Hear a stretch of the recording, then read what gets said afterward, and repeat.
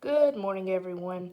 So, in our studies, the last thing that we talked about with Greece was that the Greeks tried to stop the Romans from growing in power. And, like I said right here, Rome was a city state in central Italy.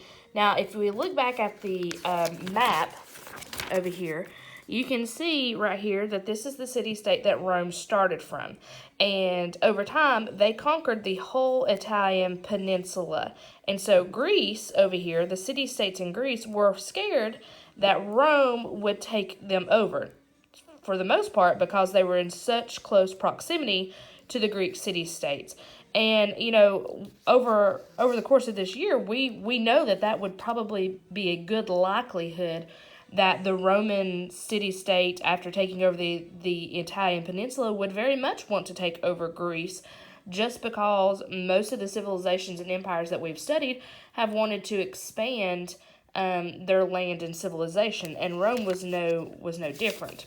So, getting into our studies, it starts out here. It says Greek culture did not die when Greece's power declined, and that's very important because we've talked about how advanced, really, that the Greek culture was during this time, and that when the Romans overtook them, they said, hey, the Greeks had really good ideas and really good ways of doing things.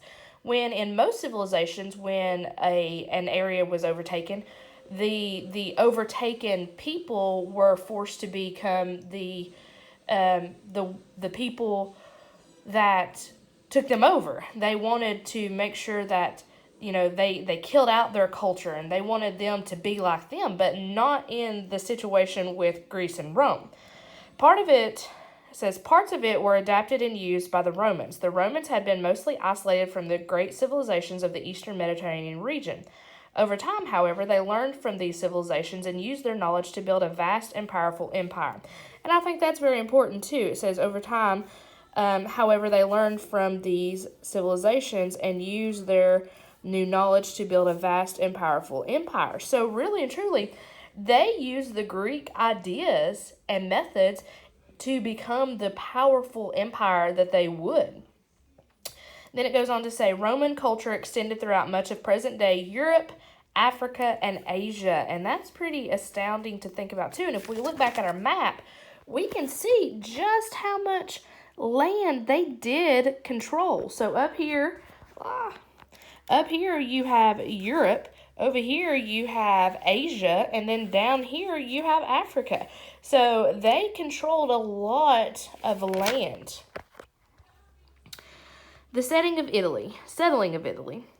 Italy's location has attracted people for thousands of years. Italy is centrally located in the Mediterranean region.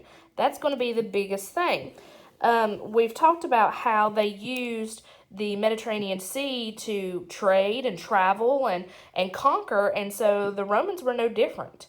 People can easily travel to it from Africa, Asia, and Europe. In addition, people and goods moved with little difficulty through passes in Italy's rugged mountains. So, unlike Greece, where the mountains kept them isolated, you could easily move throughout Italy's rugged mountains. And so the people were able to converse and were able to talk with each other and bounce ideas off each other, as well as take each other over. So that was one reason that Rome was able to conquer the Italian peninsula, unlike where in Greece the mountains kept them separated to the point that it was hard to connect with people as well as, conquering them.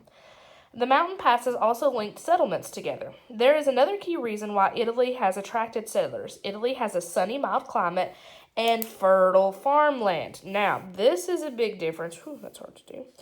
This is a big difference from Greece because we talked in Greece that they were so mountainous that they were not able to easily farm. So that led them to either A, live off of the Mediterranean Sea, or B, settle in other areas like in Asia Minor. Its mountain slopes level off to large flat plains that are ideal for growing crops. With the ability to grow plenty of food, Italy could support a large population. So that right there is going to be a lot more helpful than the way that Greece was was situated and the way that the geography in Greece was. All right, over here in Rome's location. The Romans made their homes on the Italian peninsula, this long, thin, narrow peninsula just out from the Central Europe into the Mediterranean Sea. On a map, Italy looks like a high-heeled boot. The boot's heel points to Greece. The toe points to the island of Sicily, aka the football. The Alps are the shoelaces that are strung across the top of the boot. These rugged mountains separated Italy from northern Europe. So much like we talked about with India, these mountains isolated Italy from the rest of Europe. Another mountain range in Italy is the Apennines. These mountains extended from north to south. Volcanoes dotted southern Italy's landscape. Italy has long been affected by volcanic eruptions and earthquakes. Physical features influenced Rome's development. Rome was founded about 15 miles up the Tiber River from the Mediterranean Sea. People used the river to move goods easily between northern and southern Italy. So the Tiber River was definitely important in early establishment of the Roman Empire. Merchants could also ship their goods out of the Mediterranean Sea using the river. In addition, Rome was far enough up the Tiber River to escape raids by sea-going pirates. Rome's location across 7 steep hills made it easy to defend against enemy attacks. Roman origins. Several different legends describe how Rome began. One legend about the founding of Rome is contained in the Aeneid.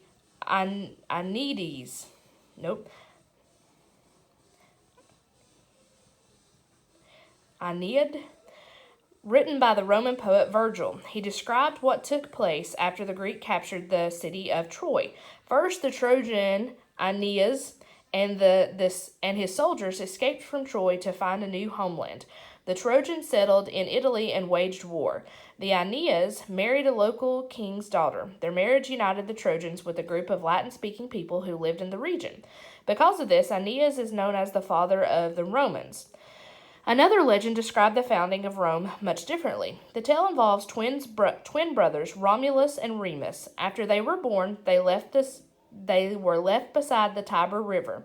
A female wolf discovered the boys and cared for them.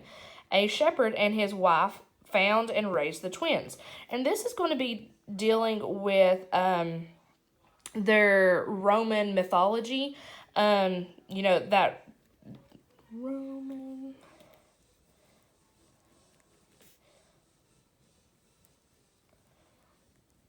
That also leads into their religion. So much like the Greeks, they were polytheistic, and they believed in multiple gods and goddesses, obviously with polytheism. And as a lot of you all know, the Roman and Greek gods were very similar, but they had different names. So I'm sure we will talk about the Roman mythology a little later. Let's finish out this section. So, when the brothers grew up, they planned to build a city along the Tiber River. However, the two boys argued about the construction of the city. Remus made fun of the walls that Romulus built.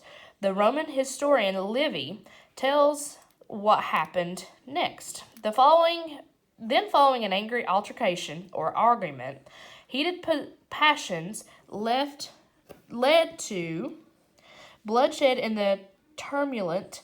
Remus was killed. The more common report is that Remus contemptuously jumped over the newly raised walls and was forthwith killed by the enraged Romulus. Romulus then became sole ruler of the city, and it was named Rome, was called after him, its founder. Historically, little is known about the first people to settle in Italy. Archaeological artifacts suggest that Neolithic people might have settled in Italy as early as 5000 BC. These early groups built farming villages, but moved after they had used up the nutrients in the soil. Between 2000 BC and 1000 BC, other groups of people settled permanently in the hills and on the plains. Latin-speaking people called Latins settled on the plain of Latium in central Italy. The group of Latins built straw-roofed huts on Rome's hills. They tended animals and grew crops. This settlement, which occurred between 800 BC and 700 BC, marks the birth of Rome. The people living there became known as Romans.